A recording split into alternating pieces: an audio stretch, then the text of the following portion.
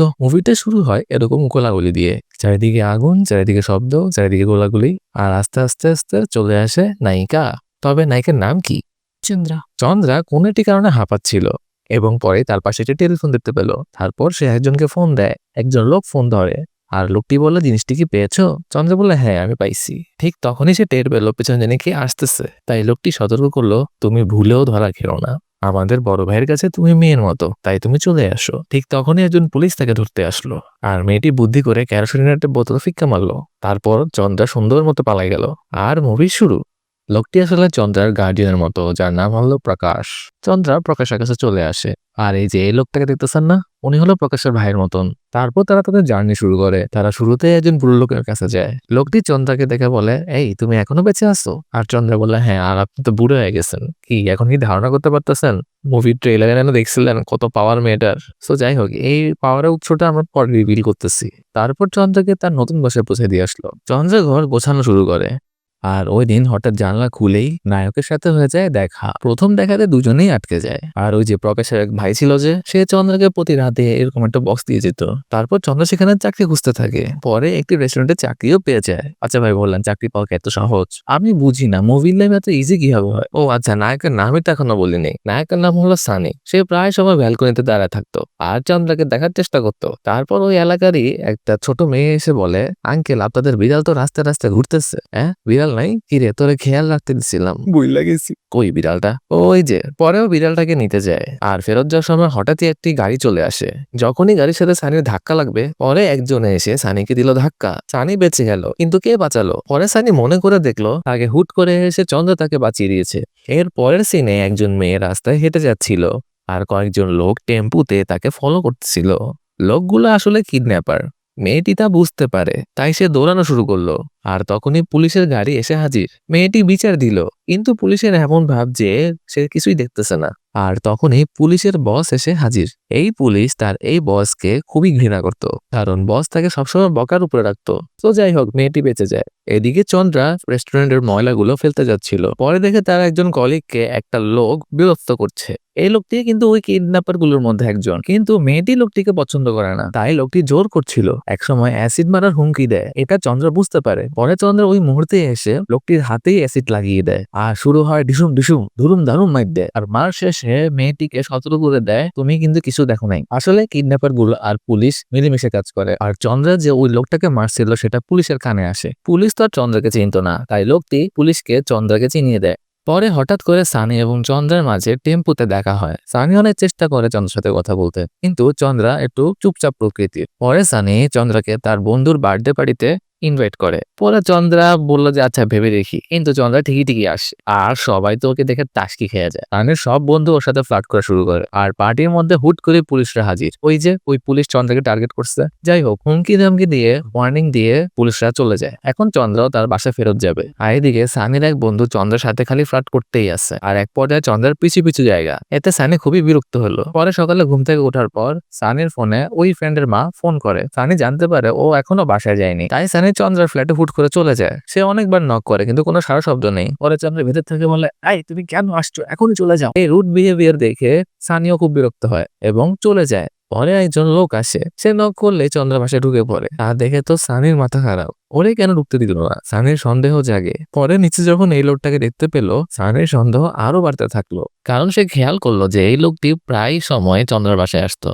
সে ভাবলো চন্দ্রা মনে হয় তার ফ্রেন্ডের কিছু একটা করে ফেলছে, তাই সানিকে তখন ঢুকতে দেয়নি। এটা তার এই ভুটকু ফ্রেন্ডকে বলে।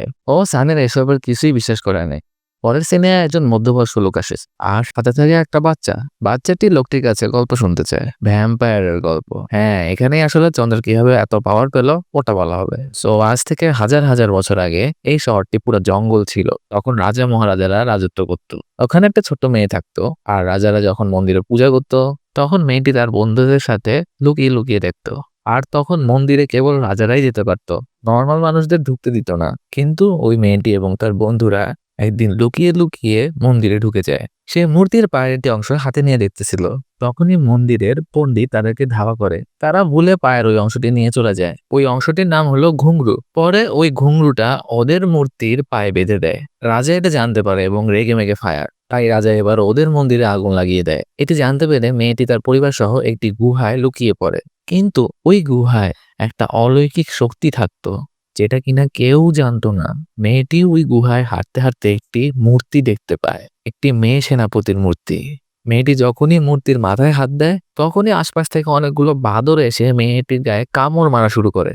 আর এই ফাঁকে রাজা কিন্তু গুহার লোকগুলাকে বের করে ফেলে আর সমানে মারা শুরু করে। আর এদিকে চন্দ্র আস্তে আস্তে জ্ঞান আসে। এই দেখে তার সামনে একটি কুকুরকে মেরে ফেলে। আর ওদিকে ছোট মেয়েটির জ্ঞান ফিরে আসে। মেয়েটি হাঁটতে হাঁটতে দেখে বাবাকে তারা আটকে রেখেছে। মা চিল্লায় চিল্লায় বলতেছে, তুমি পালিয়ে যাও।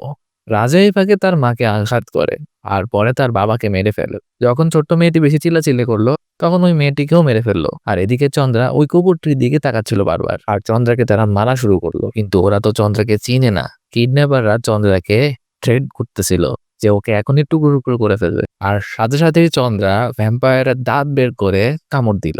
আসলে এই ছোট মেয়েটি হলো চন্দ্রা। তাকে যে বাঁদরগুলো কামড় দিয়েছিল, ওই কারণেই তার ভিতর এত শক্তি আসে, ভ্যাম্পায়ারের শক্তি। এটা দেখে অন্য কিডন্যাপার পালিয়ে যাওয়ার চেষ্টা করে। পরে চন্দ্রা ওকেও ধরে ফেলে আর কেল্লা ফতে। কিন্তু এই সব কিছু সানি দেখে ফেলে।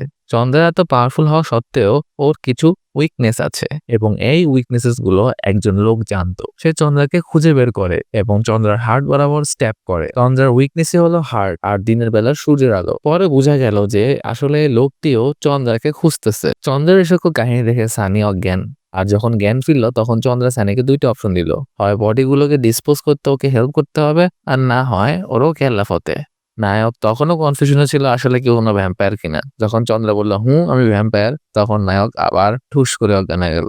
চন্দ্রা সানিকে তার বাসায় নিয়ে আসে অজ্ঞান অবস্থায়। সানির যখন জ্ঞান ফিরল, তখন চন্দ্রাকে অনেক ভয় পাচ্ছিল সে। তাই সে চন্দ্রার ঘর থেকে বের হওয়ার পথ খুঁজতেছিল। পরে সানি পেপারের ফাঁকা দিয়ে তার ওই ভোটকা ফ্রেন্ডকে আসতে বলে, আর ও সানিকে একটা অজুহাত দিয়ে চন্দ্রার কাছ থেকে নিয়ে যায়। ওই দুই কিডন্যাপার তো মিসিং। পুলিশ তো এখন খুঁজতেছে। খুঁজতে খুঁজতে পুলিশ একটা আইল্যান্ডস খুঁজে পায় ওই টেম্পুর ভিতর, যেই আইল্যান্ডসটা চন্দ্রা পড়তো। কিন্তু পুলিশ তো জানে না যে এটা চন্দ্রার। আর এদিকে চন্দ্রা যেদিকে যায় সেদিকে সানিকে নিয়ে যায়। সানি কিন্তু চন্দ্রাকে অনেক ভয় পাইতো। তো হঠাৎ তো এক সময় গুগলে সার্চ দেয় how to kill a vampire. Chandra এটা দেখে ফেলে।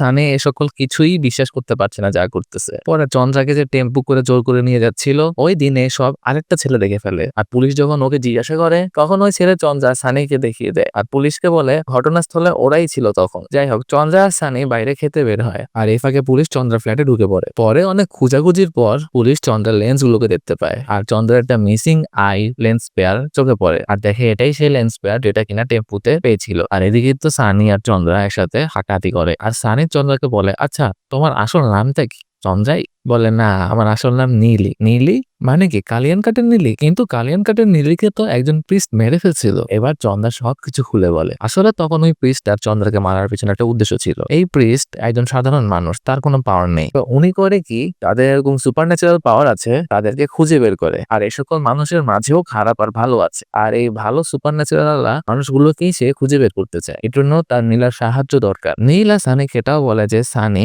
আগে নীলার অনেক ভালো ফ্রেন্ড ছিল। সানি শুনে অবাক হয়, নীলি তো হাজার হাজার বছর ধরে বেঁচে আছে, যার এখন নাম চন্দ্রা। আর সানির আগের জন্মে নীলি এবং সানির মধ্যে খুব ভালো সম্পর্ক ছিল। এখন ভালো সম্পর্ক মানে তো বুঝিনি। এদিকে পুলিশ কখন যে সময় চলে যায় টেরই পায় না। আর অন্যদিকে চন্দ্রাও চলে আসে। চন্দ্রা তো বুঝে ফেলে, তাই ঢুকে পড়ে। আর পুলিশ জিজ্ঞেস করে, আচ্ছা আসলে তুই কে রে? আমাকে সব বল, না হলে তোর ফ্রেন্ডকে মেরে ফেলবো। চন্দ্রাও বলে, মারার জন্য হলে তো তোকে বের হইতে হবে আগে। তারপরেই গোলাগুলি শুরু। চন্দ্রা দেয় এক কামড়। গোলাগুলি শুনে সানি এসে হাজির। এক ফাঁকে দিয়ে পুলিশ সানিকে গুলি করে দেয়। এখন চন্দ্রা সানিকে বাঁচাবে নাকি পুলিশকে ধরবে, এটা ভাবতে ভাবতে পুলিশ গেল পালাই। তাই চন্দ্রা তাড়াহুড়ো করে সানি ও তার ফ্রেন্ডকে একটা হসপিটালে নিয়ে আসে। হসপিটাল বেশ পুরনো ছিল, তাই সানির ফ্রেন্ডরা ওর উপর খুব ক্ষিপ্ত, কারণ এমন সময় এরকম হসপিটালে কেন আনলো। আসলে চন্দ্রা তখন বুঝতে পারছে যে এখন যদি ওরা কোনো মেডিকেলে যায়, তাহলে পুলিশ ঠিকই ঠিকই ওদেরকে পিছু করবে। আর এদিকে ভুটকুটাও ডাক্তারি পাস করছে। ভুটকুড়ে বলছে এখন এই গুলিটা বের করে ফেলতে, কিন্তু ভুটকুড় রক্ত দেখলে মাথা ঘুরায়। কিন্তু ভুটকুড়া জোর করে যে না, ওকে মেডিকেল নিতেই হবে। আর চন্দ্রা বারবার মানা করে। ভুটকুড়া যখন কোনো কথা শুনছিল না, তখনই ওর গলা চেপে ধরলো আর ওদেরকে ভয় দেখালো। এই ফাঁকে ওই পুলিশটা মিডিয়াকে জানিয়ে দিয়েছে যে ওরা হলো টেরোরিস্ট, ওদেরকে যে কোনো মূল্যেই ধরতে হবে। চন্দ্রার ওই গার্জিয়ান পরে সব জানতে পারে, আর চন্দ্রাকে বলে, তুমি এখন আর একা একা কিছুই করতে পারবা না, আমি লোক পাঠাচ্ছি। আর ভাই এদিকে তো পুলিশ নিয়ে কাহিনী কইরা যায়। পুলিশের তো আস্তে আস্তে কনভার্সন শুরু হয়, সেও আস্তে আস্তে ভ্যাম্পায়ারের মতো হওয়া শুরু করে, কারণ ওই যে চন্দ্রা কামড় দিছিল, চন্দ্রার ব্লাড এখন ওর ভিতরে। আর এই ফাঁকে এই লোকটা যে স্টোরি বলছিল, উনি হসপিটালে ওই পুলিশের কাছে আসে, আর ডক্টর পরিচয় ওনার ব্লাড স্যাম্পল নিয়ে যায় সাথে করে। এই ফাঁকে ভুটকু বহুত কষ্টে সানিকে ঠিক করে। তো এবার সানি চন্দ্রাকে জিজ্ঞাসা জিজ্ঞাসা করে, যদি তুমি আমাকে কামড় দাও তাহলে কি আমিও ভ্যাম্পায়ারে যাব? চন্দ্রা বলল, যদি তোমার বডি ক্লিন এবং হেলদি হয় তাহলেই তুমি ভালো একটা ভ্যাম্পায়ারে পরিণত হবা। তাই সানি ভ্যাম্পায়ার হতে পারবে না, কেননা সানি নিয়মিত নেশা করে, আর চন্দ্র কামড় দিলেও নেশা করার কারণে ওর র্যাবিস নামের রোগ হয়ে মারা যাবে। কিন্তু ভাই, একটা পশু জাগে না এখন, তাহলে পুলিশ কিভাবে কনভার্ট হবে ভ্যাম্পায়ারে? পুলিশ কি কখনোই কোনো ধরনের নেশা করে নেই? মানে তারা আরো ভালো লজিক চাইলে দিতে পারতো।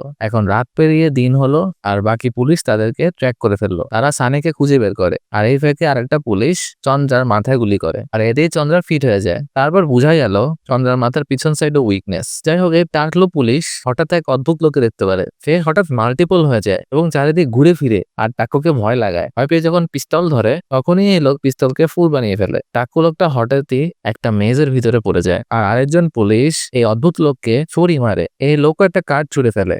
এখন বোঝা গেল লোকটি আসলে ম্যাজিশিয়ান। এই ম্যাজিশিয়ান পরে চন্দ্রার গুলি বের করে ফেলে, আর এই ম্যাজিশিয়ানই ওই বড় ভাইয়ের পাঠানোর লোক। পরে সে চন্দ্রা, সানি, বাকি সবাইকে গাড়ি করে নিয়ে যায়। ওই ম্যাজিশিয়ানটা ওদেরকে একটা হোটেলে নিয়ে যায়, আর এই ফাঁকে পুলিশটা পুরোপুরি ভ্যাম্পায়ারে পরিণত হয়, আর যার যার সাথে শত্রুতা ছিল সবাইকে মারা শুরু করলো, আর চন্দ্রাকে ট্রেস করা শুরু করলো। এই ফাঁকে অন্য পুলিশরা জানতে পারে যে ওই হোটেলে চন্দ্রা আছে, আর সাথে সাথে ওদেরকে ঘেরাও করে ফেলে। এদিকে চন্দ্রাও প্রস্তুত, পুলিশ টিয়ারশেল গ্যাস ছুড়ে, আর চন্দ্রা ডিসুম ডিসুম মার দেওয়া শুরু করে। এই ফাঁকে আনিও তার ফ্রেন্ডরা চন্দ্রাকে নিয়ে অনেক টেনশন করে, আর চন্দ্রার কাছে চলে আসে, আর দেখে চন্দ্রার 12টা বেজে গেছে। সানি তখনই এক ব্যাগ রক্ত ছুড়ে মারে, আর এদিকে পুলিশ ভ্যাম্পায়ার এসে হাজির। পুলিশ বলে যে, দেখ, আমি তো তোদেরই মতো, এখন আমাকে তোদের যে লিডার তার কাছে নিয়ে চল। কিন্তু চন্দ্রা তা শুনে না দেখে চন্দ্রাকে দিল এক মাইট, মারতে মারতে কাহিল করে ফেললো, আর চন্দ্রাকে নিয়ে গেল সূর্যের আলোর কাছে। চন্দ্রা আর পারতেছে না আসলে, কেননা পুলিশ অনেক শক্তিশালী চন্দ্রার চেয়ে। আর এই ফাঁকে সানি এসে গুলি করে দিল, আর খালি গুলি করতেই থাকলো, এতই গুলি করলো যে ফিট হয়ে পড়ে গেল। কিন্তু এই গুলিতে তো কাজ হবে না, ঠিক সবাই ভাবলো পুলিশ হয়তো মারা গেছে। পুলিশ এবার জড়সড় হয়ে উঠলো, এবার বুদ্ধি করে ওর ফ্রেন্ডের গলায় ছুরি ধরলো। চন্দ্রা বললো, ছেড়ে দে ওকে। ছেড়ে দিব, কিন্তু আমার তো তোকে দরকার, ওকে বাঁচানোর জন্য হলো তো তোর লিডার এখানে আসবে। চন্দ্রা বলে, হ্যাঁ আসবে, তোকে মারার জন্য আসবে। পুলিশ বলে, কেন? আমি তো এখন তোদের মতো একজন, তাহলে সমস্যা কোথায়? তুই এখন আমাদের মতো হোস আর না হোস, তোকে মরতেই হবে। তাই এখন পুলিশ জিদ দিয়ে যখন চন্দ্রাকে মারতে আসলো, তখন বাংলা নায়কের সিনেমার মতো সানি আসলো বাঁচাতে। আর এবার সানিকে বাঁচানোর জন্য আসলো ভোটকা ফ্রেন্ড। তাই পুরে লাস্টে বাংলা সিনেমা। এবার এটা দেখে চন্দ্রা চেতে মেতে ফায়ার, আর বুটকুর পিছ থেকে ছুরি নিয়ে পুলিশকে মেনে দিল। ভাই, তোর এই জিদাকে কই ছিল? লেম ভাই, লেম, পুরাই লেম। সো যাই হোক, পুলিশ ভ্যাম্পায়ার তো শেষ, এখন চন্দ্রা চলে যাবে, আর সানি চন্দ্রার ইমোশনাল কথাবার্তা শুরু। তাই বুটকুটা বলে, ওই বেটা, আমি এখানে ব্যথায় মরা যাই আর তোরা রোমান্স করো, ভাই তাড়াতাড়ি চল ভাই। তবে লাস্টের সিনটা ভালো লাগছে। লাস্টের সিনে কিছু লোক এই হোটেলে এই লোকটাকে বলে, কম্প্রোমাইজ এলা কই? তখন সে বলে, আমার সাথে চল। ভিতরে গিয়ে ওরা দেখে প্রিয়া একজন সঙ্গী চেয়ারে আটকানো। তখন সে বললো, এই তোর কি হয়েছে? কে এরকম করছে? ভাই ভাই, আমার এখান থেকে নিয়ে চল ভাই তাড়াতাড়ি। পরে এরকম একজন নিনজা এসে হাজির। এই চোখটা দেখে চিনতেছেন কে? হ্যাঁ, আপনারা ঠিকই ধরছেন, এই লোক এই মুভিতে নিনজাগিরি করে, আর ডিসুম ডিসুম সবাই খালি মাইট দেয়। তো এনারা এই লাস্ট সিনটা কেন দেখালো, কি জন্য দেখালো, এটা চ্যাপ্টার 2 তে বলা হবে। সো আজকের এই রিভিউটা কেমন লাগলো অবশ্যই কমেন্টে জানাবেন। আর সামনে আরো চমৎকার সকল রিভিউ পেতে হলে সাবস্ক্রাইব করুন এবং লাইক দিয়ে পাশে থাকুন। সো আজ এ পর্যন্তই, আলবিদা।